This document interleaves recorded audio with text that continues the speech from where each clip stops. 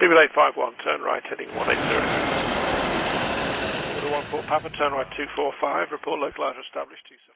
Hey everyone, welcome back to DJ's Aviation and a more of an analysis video going into what's been going wrong with a certain airline in a certain location. I haven't done a video like this in a while, and if you do want to see more, let me know.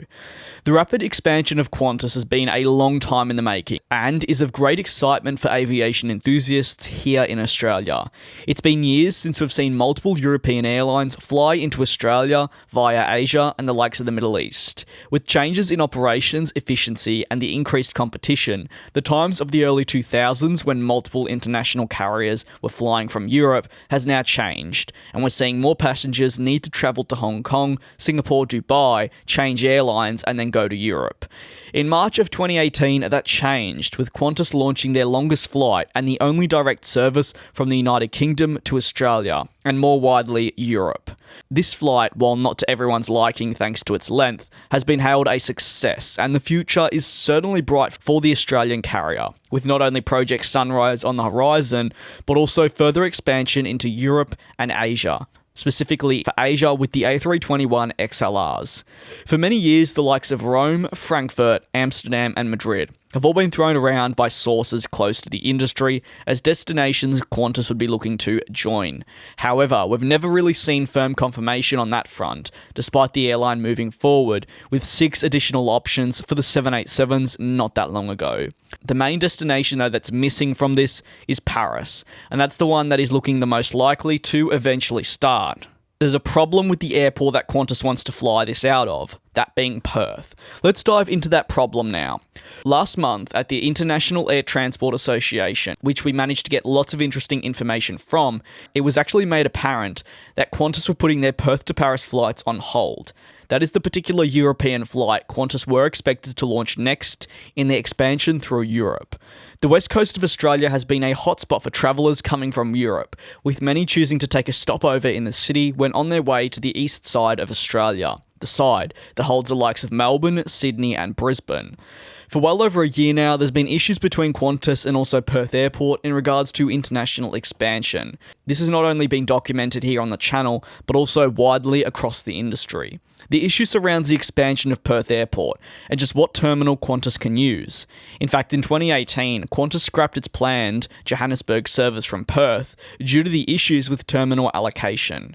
Thanks to Australian Business Traveller and an exclusive interview with them, it was made apparent that the now former CEO of Qantas International wanted this service to fly out of Terminal 3, and this is where their London flights operate out of. The Johannesburg flight would have seen 4,000 passengers move through the terminal on a weekly basis. The flight would have also only been a seasonal, but it was declined. This is actually because Qantas were told that they could not operate the flight out of Terminal 3. The issue surrounded the towing of the aircraft from a different domestic terminal, and it would frankly not make logistical sense.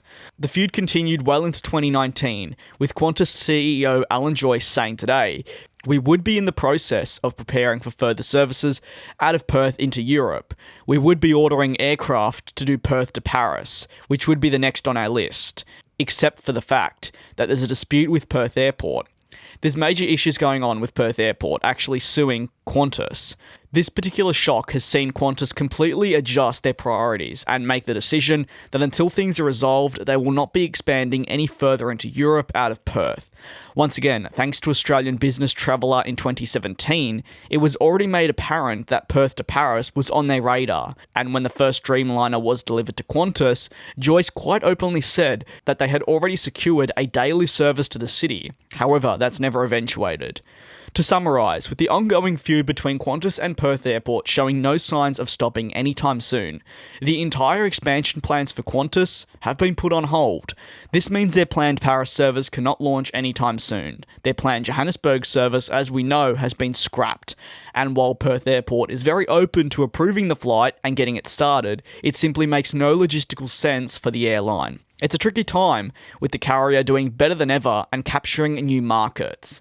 The key to this has been Perth, and with the dispute stopping new services, they're quite literally in a waiting game for the situation to be solved. I do hope this video enlightened you all on the subject and you did enjoy it. If you did, feel free to drop it a like and subscribe to the channel if you are new. I do very much look forward to you all joining me in the next one.